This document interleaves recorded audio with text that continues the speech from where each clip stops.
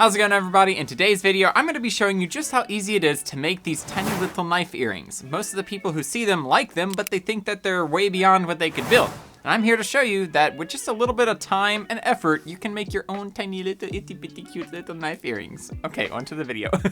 First things first, we need to pick out what metal we're going to use for the blades. Given that the standard thickness of my knives is normally about an 1/8 inch thick, I'll just search through my scrap pile and pick an old blade that didn't turn out right, so I'll salvage it for a smaller project like this. Regardless of what size and shape you start with, you want to take one end of the piece of metal and flatten it down to a long, thin rectangle. You can do this basic shaping process with any old file that you have laying around, but obviously it's a lot faster if you happen to have a belt grinder that will take the material away a lot faster.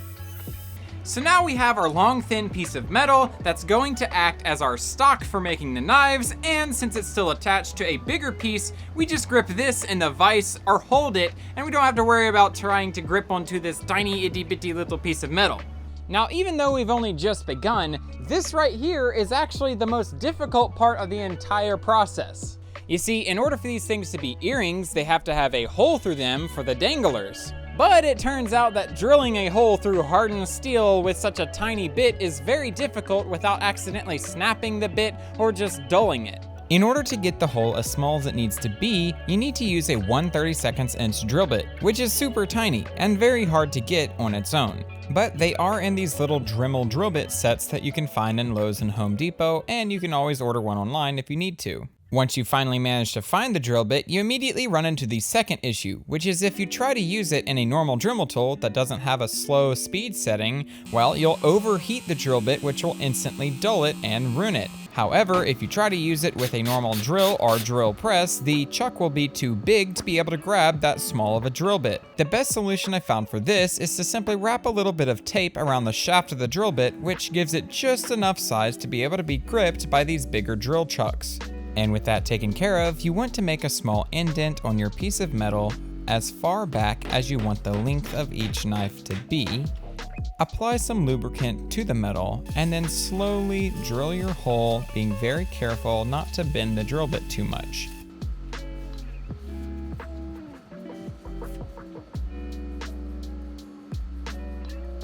So now that we have this hole drilled, we can go ahead and start building the rest of the knife around it rather than making the knife first and accidentally messing up the hole and having to start over from scratch.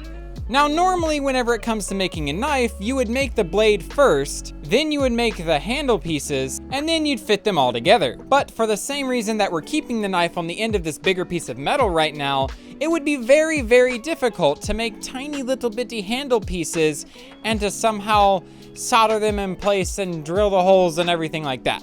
Basically, you want to think of this part as sculpting the knife out of this piece of metal. So, start by making the profile how you want it with the curves in the right places and getting the size and shape really dialed in. Once you have a general idea of what you want the knife to look like and you have the shape roughed out, now you know exactly where the blade will be, so you can narrow down that portion and make it thinner on the center line so that the rest of the metal will be the handle. And with that done, we've transformed our piece of metal into a tiny little bitty knife. But what about the handle? Well, that's a little bit more complicated. We need to make a small groove in the handle part of the metal to accommodate, well, the handle. Now, to cut those little slots out of the metal, I found that the edge of a file is almost exactly the right thickness to make the slot exactly the right size. But you could also use this little cutting disc on a Dremel tool and carve out exactly whatever size or shape you want. Regardless of how you go about it, you should end up with an evenly sized slot on each side of the handle part of the metal. Nobody expects the Spanish Inquisition! Or me in a suit. Or the sponsorship segment from The Ridge. For years now, I have been carrying around this as my wallet, and this is my keychain.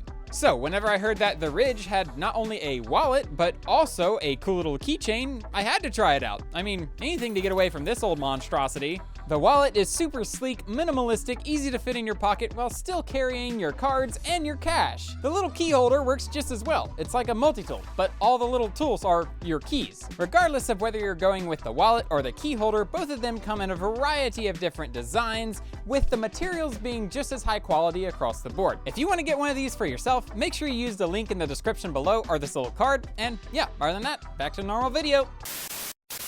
So now we have what's looking a lot more like a little bitty knife, which is great, but how are we going to put the handle on it? This is the second most difficult part because fitting something in that tiny little bitty slot on both sides is more difficult than you might think. As far as materials go, I usually go with a very dense wood that has a small grain so that even whenever I cut it down to a tiny little bitty piece, you can still see some detail to it. When it comes to marking how big of a piece to cut out, the only thing you should really be focused on is filling that slot you made in the blade as closely as possible. It doesn't really matter how wide the piece is or how thick the piece is because that's just extra that we can sand off later. For now, all we're worried about is making sure that it fits that slot perfectly. With that in mind, go ahead and cut that little piece off and just work one side at a time for simplicity's sake, taking it to a file or a piece of sandpaper and just slowly working the piece down bit by bit until it'll fit exactly the way you want it to. Once it's good to go, all that's left to do is use some Loctite or super glue on the blade and gently press that little piece into place. As you can see, I use needle nose pliers because the super glue will stick the piece to your fingers and make a big mess, so better to keep your skin away from that super glue. Once you have the piece where you want it, go ahead and tap it a little bit with a hammer, just very gently to make sure that it is pressed firmly into that slot, and you should be good to go to let this thing sit and dry. If the first side turned out okay, then it's just a matter of repeating the same exact process over again, so go ahead and cut out another little bitty piece, work it down to shape, glue it into place, and now you have a little bitty knife with two big blocks of wood on either side of it. Now it's just a matter of removing all that excess material with the file, and then cutting out some thin strips of sandpaper to go back and forth using the shoe shine method to really shape this thing down exactly the way you want it to be. You really want to take your time, going from side to side, shining it down from a rough grit sandpaper to a very fine grit sandpaper to really make sure it's going to have a nice polish once you're done. Right, so at this point you should have a tiny little baby knife still connected to its mommy knife. I should have thought this through a little bit more before I said that out loud. Anywho, you just want to make sure that you've done everything you can to it before you disconnect it from its donor, because once you cut it off, well, there's not going to be much to grip onto. But if everything's taken care of and ready to go, it's just a matter of taking a hacksaw and cutting it off at the base, and then sanding it down on some sandpaper to match the polish to the rest of the knife. So, now you know how to make one tiny little bitty knife. Now, all we have to do to complete the set is go back to our donor piece and just repeat the entire process over again. Just match the size of the first knife, then grind out the profile to make it match roughly what the first one was. Don't forget to drill the hole first, like I did. Then, cut those little slots for the handle pieces, cut out those little handle pieces themselves, glue everything together, sand everything down, polish it up, and just like that, now we have two little bitty knives, and all that's left to do is put them on their little danglers so that they'll actually be earrings. To keep things super simple, we're going to be using this donor pair of earrings that were super cheap from Walmart and replacing the crosses with the knives. This part of the process is super simple, but very finicky, so you're definitely gonna want some needle nose pliers, and all you're going to be doing is removing the biggest ring from the bottom, spreading it out enough to be able to poke it through the little holes in the knives, and then gently pressing it together.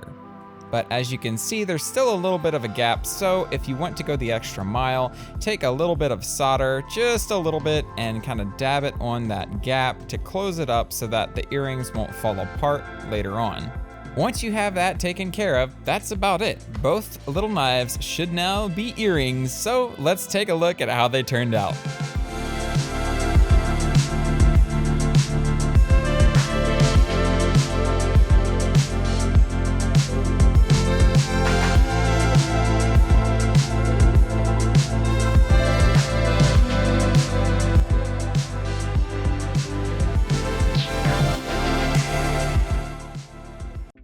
Well, there you have it. Just that easy, you have your own tiny itty bitty little knife earrings, and personally, this is one of my favorite kind of projects to work on.